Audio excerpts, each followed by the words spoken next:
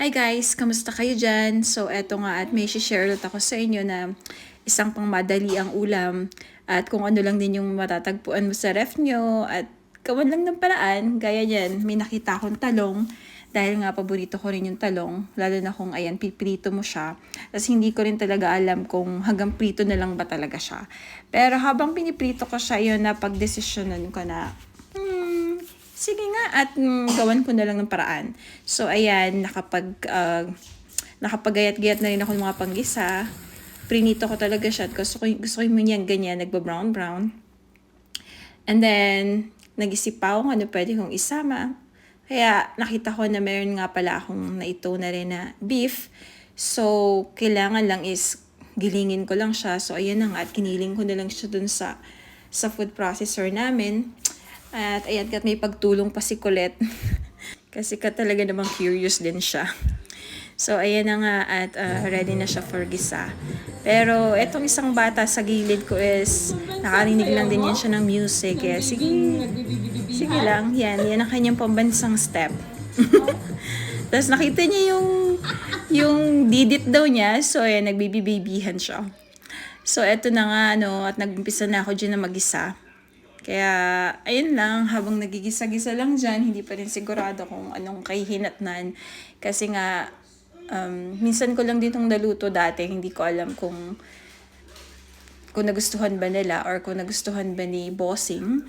So, tatry ko lang din ulit na igisa-gisa yan siya sa kamatis, yung giniling. And then, ayun, tingnan lang natin kung anong kakalabasan. Kasi alam ko one time na niluto ko yan siya is parang, ayun nga at naitaob ko yung kaldero namin. So sabi ko, sige nga, try ko. So, kamusta naman ateng? Akala ko ba magbabawas-bawas na rin ang kain. Pero napakalabo.